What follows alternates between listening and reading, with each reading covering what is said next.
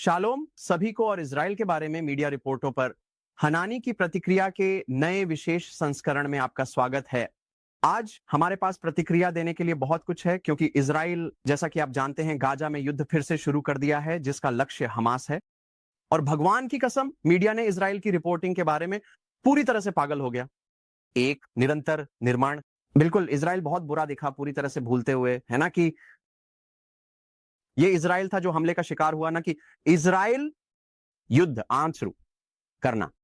तो बिना किसी देरी के प्रतिक्रिया देने के लिए बहुत कुछ है। और आप जानते हैं, मुझे लगता है कि झूठ को खंडित करने और गलत जानकारी का मुकाबला करने का सबसे अच्छा तरीका यही है कि क्यों ना बस प्रतिक्रिया दें। आइए इसे साथ में देखें और इसके बारे में साथ में बात करें। सही है, क्या हम शुरू करें? तो बिना किसी देरी के मैंने कुछ हाल की सबसे बड़ी रिपोर्टों को संकलित किया है जो मैंने देखी हैं, और मुझे लगता है कि इसे देखना वास्तव में दिलचस्प होने वाला है। तो पहला, मुझे इसे निकालने दो। पहला, यह संयुक्त राष्ट्र है। उप महासचिव मानवतावादी आपातकालीन मामलों के प्रमुख। आइए देखें कि वह क्या कहता है। ठीक है, हमें संघर्ष विराम को नवीनीकरण करना चाहिए।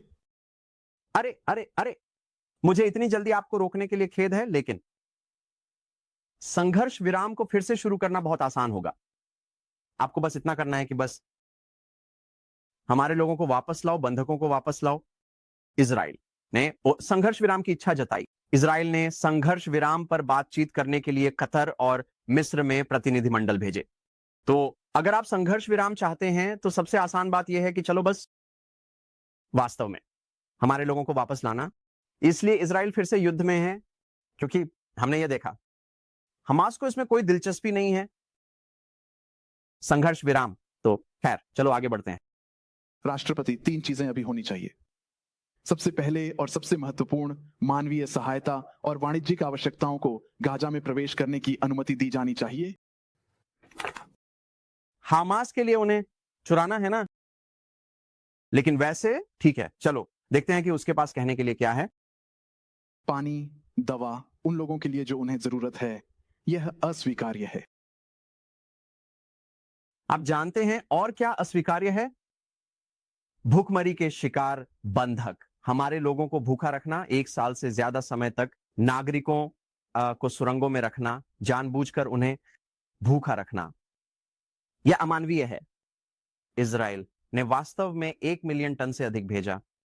खैर, इजराइल ने सुविधा प्रदान की, क्योंकि यह सिर्फ इजराइल नहीं था, बल्कि इजराइल ने सुविधा प्रदान की। वाह, फकिंग ओके ना, नहीं हो। गाजा पट्टी में 1 मिलियन टन से अधिक मानवीय सहायता, ठीक है, इतनी अधिक वो सहायता है जो अफगानिस्तान में प्रवेश कर चुकी थी। ठीक है, हम 16 महीनों के युद्ध की बात कर रहे हैं और इजराइल द्वारा गाजा पट्टी में 1 मिलियन टन से अधिक सहायता की सुविधा प्रदान की गई है। तो मुझे माफ करें, मैं आपके द्वारा बोले जा रहे झूठ पर विश्वास नहीं करूंगा। यहां चित्रित करने के लिए यह अंतर्राष्ट्रीय मानवतावादी कानून और अंतर्राष्ट्रीय न्यायालय के अस्थायी आदेशों के खिलाफ है। रुको, क्या यह अंतर्राष्ट्रीय कानून के खिलाफ है? देखो, मुझे लगता है कि हमास का बंधकों को रखना अंतर्राष्ट्रीय कानून के खिलाफ है, और मुझे लगता है कि नागरिकों को निशाना बनाकर रॉकेट फेंकना, जैसा कि हमास ने किया, यह अंतर्राष्ट्रीय कानून के खिलाफ है। इजराइल नागरिकों को बैक निशाना को बनाने से बचने के लिए अपनी पूरी कोशिश करता है।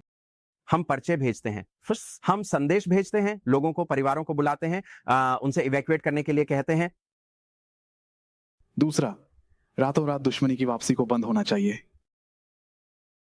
क्षेत्र के लोगों का दुख समाप्त होना चाहिए। एक नवीनीकृत युद्ध विराम गाजा में, ओपीटी में नागरिकों की सुरक्षा का सबसे अच्छा तरीका है, और इजराइल में क्षेत्र में शांति सुनिश्चित करने का सबसे अच्छा तरीका कट्टरवाद को जड़ से उखाड़ना है। हमास वे शांति नहीं चाहते, वे युद्ध विराम नहीं चाहते, वे विस्तार करना चाहते हैं उनका क्षेत्र। हमास का 1928 का चार्टर यह बहुत स्पष्ट रूप से कहता है, बंधकों और कैदियों को और सहायता और वाणिज्यिक आपूर्ति की अनुमति देना। हमास के लिए उन्हें चुराना सही। मानवीय प्रतिक्रिया को वित्त पोषित किया जाना चाहिए। हमें केवल 4 प्रतिशत मिला है जो आवश्यक है उसका केवल 4%। हमारे पास इस तिमाही को पार करने के लिए भी पर्याप्त नहीं है।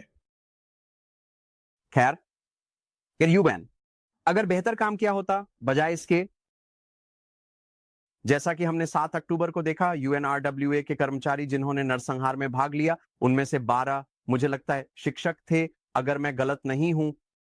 तो अगर आपने बेहतर काम किया होता तो शायद आपको और अधिक मिलता और आप नहीं हारते। आप में जनता का जो विश्वास था। ईमानदारी से कहूं तो संयुक्त राष्ट्र अब एक मजाक बनकर रह गया है। संयुक्त कुछ नहीं। मुझे याद है एक संदेश जो मैंने गाजा के एक अस्पताल के सफेद बोर्ड पर लिखा हुआ देखा था। एक डॉक्टर द्वारा लिखा गया जो बाद में मारा गया। एक संदेश जो मेरे साथ बना रहा। जो भी अंत तक रुकेगा वही कहानी बताएगा। हमने जो किया वो किया। हमें याद रखें, महानुभाव राष्ट्रपति, सुरक्षा परिषद के सहयोगियों, क्या हम ये कहने में सक्षम होंगे कि हमने जो किया वो किया? मुझे पता है कि इजराइल कह सकता है हमने जो किया वो किया और हम यहीं रहेंगे, यह सुनिश्चित करने के लिए कि दुनिया यह ना भूले कि हम किस चीज से गुजरे हैं। और इसका मतलब यह नहीं है कि हम नागरिक हताहतों की त्रासदी को नकार रहे हैं, लेकिन यह इजराइल नहीं है जो नागरिकों को खतरे में डाल रहा है, यह हमास है जो ऐसा कर रहा है। इसीलिए मुझे समझ में नहीं आता कि संयुक्त राष्ट्र ऐसा क्यों करता है। हमास को हमेशा बार पीड़ित के रूप में क्यों पेश किया जाता है? आप जानते हैं यह तथ्य कि हमास युद्ध हार रहा है उन्हें नहीं बनाता, यहां पीड़ित हैं, और यह तथ्य कि इजराइल मजबूत है हमें इस पूरे मामले का अपराधी नहीं बनाता। धन्यवाद। एक नाजुक संघर्ष विराम जो रातों रात टूट गया जब घातक इजरायली हवाई हमलों ने गाजा पट्टी को हिला दिया। कुछ मिनट पहले इजराइल के विदेश मंत्रालय ने कहा कि यह हमास द्वारा अमेरिका द्वारा प्रस्तुत 2 ठोस मध्यस्थता प्रस्तावों को अस्वीकार करने के जवाब में था। मुझे बस ये कहना है, यह मजेदार होने वाला है। गाजा में युद्ध के बारे में CNN की रिपोर्ट पर प्रतिक्रिया देते हुए,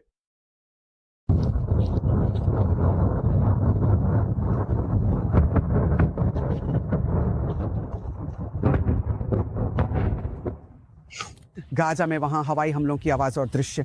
इसके बाद गाजा सिटी से भयानक दृश्य सामने आ रहे हैं। फिलिस्तीनी स्वास्थ्य मंत्रालय कहता है, सबसे पहले रुको, मैं अब यह पढ़ रहा हूं। बैनर जो कहता है कि इजराइल ने हमास के साथ नाजुक संघर्ष विराम को तोड़ दिया है। यह दर्शकों को पूरी तरह से गुमराह कर रहा है, क्योंकि ऐसा नहीं है। वास्तव में संघर्ष विराम तकनीकी रूप से इजराइल से पहले ही समाप्त हो गया था। हमास पर हमला करना शुरू कर दिया। संघर्ष विराम 1 हफ्ते से ज्यादा पहले समाप्त हो चुका है। वास्तव में मुझे लगता है कि लगभग 2 हफ्ते पहले। और इजराइल का केवल एक ही कारण है, अब युद्ध फिर से शुरू करें। यह युद्ध को 2 हफ्ते पहले फिर से शुरू कर सकता था, लेकिन अब केवल युद्ध को फिर से शुरू करने का तथ्य यह दिखाता है कि हालांकि संघर्ष विराम समाप्त हो गया, हमेशा बातचीत के लिए जगह छोड़ता है, क्योंकि हम चाहते थे, जाहिर है आप क्या जानते हैं, एक ऐसा देश जो बंधकों को रखता है और उन्हें घर लाने के लिए उन्हें छोड़ना नहीं चाहता। मुझे नहीं पता कि कोई है। तो इजराइल बेशक बातचीत के लिए समय दिया, लेकिन यह बस पागलपन है। 400 से ज्यादा लोग मारे जा चुके हैं। गाजा के अस्पताल बस अभिभूत हैं। जैसे ही डॉक्टर गंभीर रूप से घायल मरीजों का इलाज करने के लिए दौड़ रहे हैं, एक डॉक्टर हमें बताती है कि वह जो मरीज देख रही हैं, उनमें से अधिकांश बच्चे हैं। मैं बाहर लोगों को चिल्लाते हुए सुन सकता था, चिल्लाते हुए। मैंने एम्बुलेंस की आवाज सुनी जो लगातार आ रही थी और जा रही थी। बमों ने तंबुओं और अन्य संरचनाओं को भी निशाना बनाया है जहां परिवारों ने शरण ली है। हम एक यूनिसेफ अधिकारी से सुन रहे हैं, है ना? यूनिसेफ, वही यूनिसेफ जो, रुको, मुझे लगता है कि मेरे पास आपको दिखाने के लिए एक तस्वीर है। वही यूनिसेफ जो हमास, जब उन्होंने इजराइल पर हमला किया, किबुत्जिम और सैन्य ठिकानों पर छापा मारा, उन्होंने आपका प्राथमिक चिकित्सा किट इस्तेमाल किया, जानते हैं? इसलिए हमें आपके कहे हुए एक शब्द पर भी भरोसा नहीं है।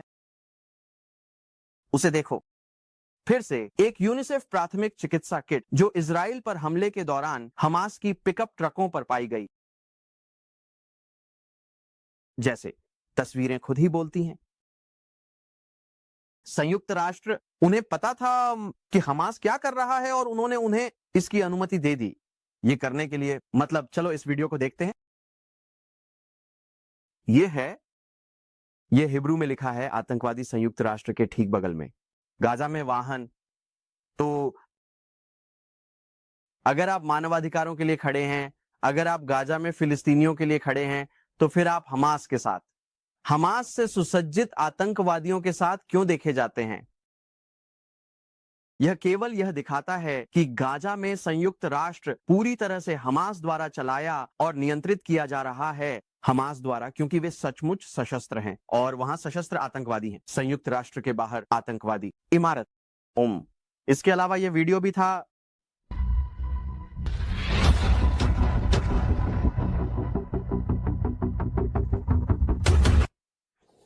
मुझे नहीं पता कि क्या आप देख सकते हैं। गाजा में मौजूद आतंकवादी जो रॉकेट इजराइल पर दागने वाले हैं, वे इजराइल पर रखे गए हैं। संयुक्त राष्ट्र कुछ बैग, संयुक्त राष्ट्र ब्रांडेड बैग, और वे सचमुच उनका इस्तेमाल इजराइल में रॉकेट लॉन्च करने और नागरिकों को मारने के लिए कर रहे हैं। दुनिया इससे कैसे ठीक है? यह बस पागलपन है। खैर, चलो वापस चलते हैं जो वह कह रही थी। बच्चों की मौत की रिपोर्ट, मॉन्सन और कई और घायल हुए हैं। जैसा कि मैंने कहा, जो नागरिक क्रॉसफायर में फंस जाते हैं वो एक त्रासदी है। मैंने एक इजरायली सैनिक के रूप में सेवा की। मैं इजरायली सेना में था और मुझे एक बार भी नागरिकों को निशाना बनाने के लिए नहीं कहा गया। मुझे कभी नहीं कहा गया या सिखाया गया नागरिकों को लक्षित करने के लिए। तो वास्तव में मैंने एक कॉम्बैट मेडिक के रूप में भी सेवा की और मैंने वास्तव में इलाज किया फिलिस्तीनी नागरिक, सीरियाई नागरिक। इसलिए आखिर यह दिखाना कि इजराइल ही युद्ध का उकसाने वाला है, कि इजराइल ही गाजा में अत्याचार कर रहा है, यह हमास है। हम आपको अस्तित्व में रहने की इच्छा के लिए माफी नहीं देते। हम संयुक्त राष्ट्र को, न ही मीडिया में किसी को जो कुछ हम कर रहे हैं उसका औचित्य देने के लिए कर्जदार नहीं है। क्योंकि अगर आप हमारी जगह होते तो यकीन मानिए आप वही करते जो हम कर रहे हैं। CNN के जेरमी डायमंड हमारे लिए तेल अवीव में है। जेरमी, इसका संघर्ष विराम के लिए क्या मतलब है? स्पष्ट है, हम देख सकते हैं कि इसका फिलिस्तीनी लोगों के लिए क्या मतलब है, बल्कि उन बंधकों के लिए भी जो संतुलन में लटके हुए हैं। आखिरकार बंधकों का उल्लेख। खैर, इस समय के लिए यह संघर्ष विराम वास्तव में खत्म हो चुका है। युद्ध फिर से शुरू हो गया है क्योंकि इजरायली सेना ने वह संघर्ष विराम फिर से शुरू किया है जो 2 हफ्ते पहले खत्म हुआ था, है ना? गाजा पट्टी के दक्षिण से लेकर मध्य और उत्तरी गाजा तक रात भर में घातक हवाई हमलों की एक कठोर श्रृंखला। फिलिस्तीनी स्वास्थ्य मंत्रालय के नवीनतम आंकड़ों के अनुसार अब 400 से अधिक लोग मारे जा चुके हैं। फिलिस्तीनी स्वास्थ्य मंत्रालय जो हमास द्वारा चलाया जाता है।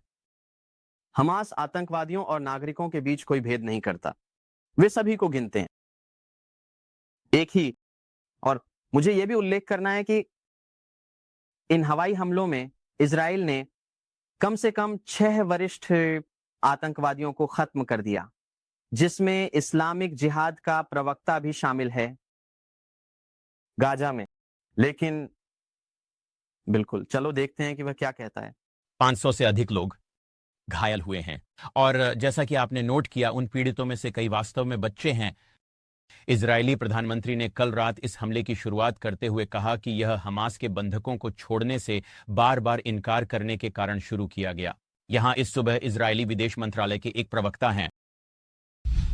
कंक्रीट प्रस्ताव द्वारा बनाए गए अमेरिकी विशेष दूत ने संघर्ष विराम को बढ़ाने के लिए कहा। हमास ने नहीं कहा। तो कोई और विकल्प न होने के कारण बिल्कुल इजराइल को मजबूर किया गया है इस गतिविधि को को अंजाम देने के लिए। तो जैसा कि आप सुन सकते हैं, यह इजरायली सरकार का औचित्य है, लेकिन यह निश्चित रूप से महत्वपूर्ण है कि यह उल्लेख किया जाए कि हमास ने कहा कि वह बातचीत जारी रखने के लिए तैयार है, जबकि उसने इसे अस्वीकार कर दिया। रुको रुको, मुझे इसे रोकना पड़ा क्योंकि ये लगभग ऐसा लग रहा है जैसे वे लगभग औचित्य सिद्ध करना, हमास बातचीत करने के लिए तैयार था और इजराइल ने आगे नहीं बढ़ा कि निरंतरता बातचीत करने वाला नहीं, संघर्ष विराम की बातचीत। और वैसे मुझे लगता है कि मीडिया यह भूल जाता है कि संघर्ष विराम शांति नहीं है, संघर्ष विराम एक युद्ध में अस्थायी विराम है। तो जाहिर है कि कोई भी युद्ध नहीं देखना चाहता, लेकिन अंत में अगर हमास वास्तव में फिलिस्तीनी नागरिकों और फिलिस्तीनी जीवन की परवाह करता है तो वे उनके पीछे क्यों छिप रहे हैं? अगर हमास वास्तव में शांति चाहता था और समृद्धि, तो वे हमारे लोगों को क्यों रोक रहे हैं जिसमें वैसे अमेरिकी बंधक उन्होंने जारी किया, अमेरिकी बंधकों को रिहा किया गया, लेकिन गाजा पट्टी में अभी भी बंधक हैं और वे उन्हें रख रहे हैं। तो मुझे माफ करें कि मैं हमारे लोगों को घर लाना चाहता हूं। स्टीव विटकॉफ का एक प्रस्ताव, यह उस समझौते पर वापस जाना चाहता था जिस पर इजराइल और हमास दोनों ने हस्ताक्षर किए थे, जिसका मतलब है इस संघर्ष विराम समझौते के चरण 2 पर बातचीत करना, जिसमें गाजा में युद्ध का अंत और सभी इजरायली सैनिकों की वापसी शामिल होगी। लेकिन हाल के हफ्तों में इजरायली सरकार ने स्पष्ट कर दिया है कि वह उस चरण 2 के समझौते पर बातचीत में रुचि नहीं रखती। इसके बजाय रुको,